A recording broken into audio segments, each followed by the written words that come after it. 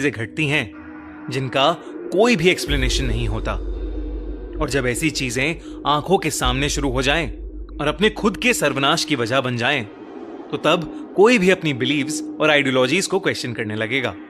ऐसी ही एक कहानी है डॉक्टर रोशन की। डॉक्टर रोशन एक गवर्नमेंट द्वारा अपॉइंटेड डॉक्टर थे और उनकी ड्यूटी उत्तर प्रदेश के एक छोटे से गांव गंगापुर में लगी थी। गंगापुर में पिछले कुछ दिनों से कई लोग एक बीमारी की वजह से पागल हो रहे थे। कुछ लोग तो कमजोरी की वजह से मर भी गए थे। डॉक्टर रोशन को इसी बीमारी के इलाज के लिए गंगापुर भेजा गया था। उस गांव में कदम रखते ही डॉक्टर रोशन ने सीधा उस बीमारी से जूझ रहे एक पेशेंट का चेकअप किया। रोशन ने देखा कि पेशेंट की बॉडी पर अजीब से निशान थे, जैसे किसी ने उसे जोरों से नोचा हो, और उसका शरीर नीला पड़ा हुआ था। साथ ही उसकी नसें इतनी फूली हुई थीं कि जैसे एकदम फटने वाली हों।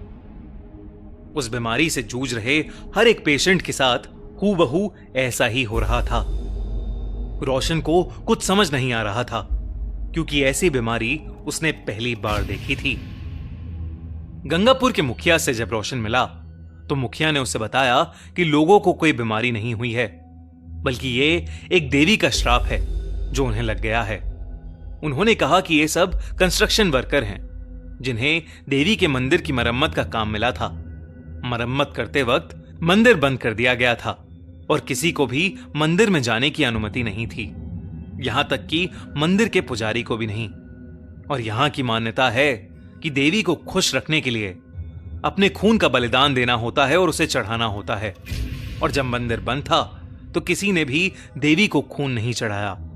इसी वजह से देवी क्रोधित हो गई और अब उसके क्रोध का प्रकोप सब पर भारी पड़ रहा है। मुखिया ने कहा कि देवी को जल्द ही किसी की बलि देनी होगी, वरना तब तक वो खुद गंगापुर के लोगों की बलि चढ़ाती रहेगी। मुखिया ने रोशन को फौरन गांव छोड़ने की सलाह दी, पर रोशन एक बहुत ही एजुकेटेड और प्रोग्रेसिव आदमी था।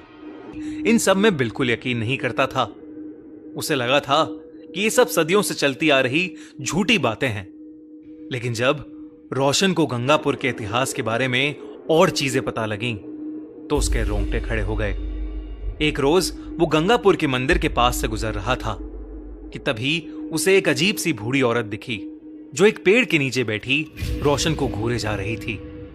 रोशन जैसे ही उसके पास से गुजरा, वो उसके ठीक सामने आ गई। उसके चेहरे पर उसके बाल बिखरे हुए थे। ऐसा लग रहा था जैसे वो कई महीनों से नहा ही न हो। अचानक वो किसी पागल की तरह कुछ बड़बड़ाने लगी। रुक्मणी, मंदिर मत जाओ, वापस आ जाओ। रुक्मणी, रुक्मणी, मंदिर मत जाओ। और यही बड़बड़ाते हुए वो बूढ़ी औरत जमीन पर गिर गई और उसे दौरे पड़ने लगे। रोशन उस पागल बूढ़ी औरत की इस हरकत से घबरा उठा। वहां एक और आदमी भी घूम रहा था, जिसने उस पागल औरत को वहां से भगा दिया। और फिर उस आदमी ने रोशन को रुक्मणी के बारे में बताया। उसने कहा कि करीब 2 साल पहले उसी पागल औरत की 16 साल की बेटी घूमते घूमते उस देवी के मंदिर में चली गई, और जब से वो वापस आई तब से ऐसा लगने लगा कि किसी ने उसके ऊपर काला जादू कर दिया हो। वो अजीब तरीके से बात करने लगी, मिट्टी और मिट्टी में सने कीड़े मकोड़े खा जाती थी, और उस गांव के कुएं के पानी में कभी थूकती तो कभी अपना हाथ चाकू से काट के उसका खून उस कुएं में गिरा देती। लोगों को लगने लगा कि जब वो मंदिर में गई होगी तो उसने ना चाहते हुए भी देवी को नाराज कर दिया होगा, जिसकी वजह से देवी ने क्रोध में आकर रुक्मणी को एक श्राप दे दिया। देखते ही देखते रुक्मणी की हालत और बिगड़ने लगी, और एक दिन रुक्मणी गांव से गायब हो गई और वो तब से लापता है। उसकी बूढ़ी मां उसके जाने का गम बर्दाश्त नहीं कर पाई और पागल हो गई। अब राह चलता कोई भी इंसान उसे दिख जाए तो वो उसे रुक्मणी कहने लगती है और उसे दौरे पड़ने लगते हैं। रोशन का एक किस्सा सुनकर दिल बैठ गया, लेकिन फिर भी उसने उस आदमी से पूछा कि क्या वो सच में मानता है कि ये सब देवी के श्राप की वजह से हुआ है। उस आदमी ने कहा कि उसके मानने न मानने से सच्चाई नहीं बदलेगी। उसने कहा कि पिछले कई सालों से गंगापुर में न जाने कितने लोग गायब हुए हैं और न जाने कितनों की मौतें हुई हैं। कई लोग रुक्मणी की तरह पोजेस्ड भी हो चुके हैं। उस रात रोशन रुक्मणी के बारे में ही सोचे जा रहा था और बड़ी मुश्किल से उसे नींद आई थी। लेकिन आधी रात में अचानक से पानी की टपटप की आवाज से रोशन की नींद खुल गई। उसने देखा कि ऊपर पंखे से कुछ नीचे टपक रहा है। जब रोशन ने ध्यान से देखा तो उसके होश उड़ गए।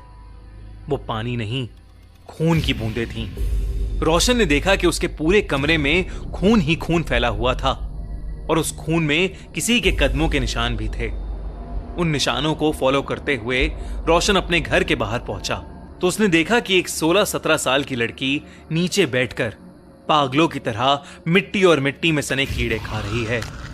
उसका शरीर बिल्कुल वैसा ही दिख रहा था जैसे वो उसी बीमारी से जूझ रही हो।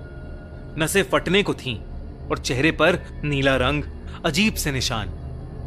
उस लड़की के आसपास भी खून भरा पड़ा था।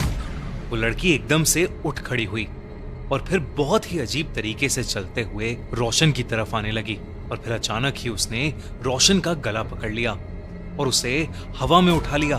इससे पहले कि रोशन कुछ कर पाता, उस लड़की की आंखें सफेद हो गईं और उसे अजीब से दौरे पड़ने लगे। उसने रोशन का गला छोड़ दिया और रोशन नीचे गिर पड़ा। रोशन के गिरते ही वो लड़की भी बेहोश हो गई। जब रोशन ने उसे चेक किया तो उस लड़की की सांसें नहीं चल रही थीं। रोशन उसे तुरंत हॉस्पिटल लेकर गया, लेकिन वहां जो उसे पता चला उससे उसके रोंगटे खड़े हो गए। जब उस लड़की के टेस्ट हुए तो पता चला कि वो उस रात नहीं बल्कि कई दिनों पहले ही मर चुकी थी और वो कोई और नहीं बल्कि उस गांव में रहने वाली उस पागल औरत की बेटी रुक्मणी ही थी।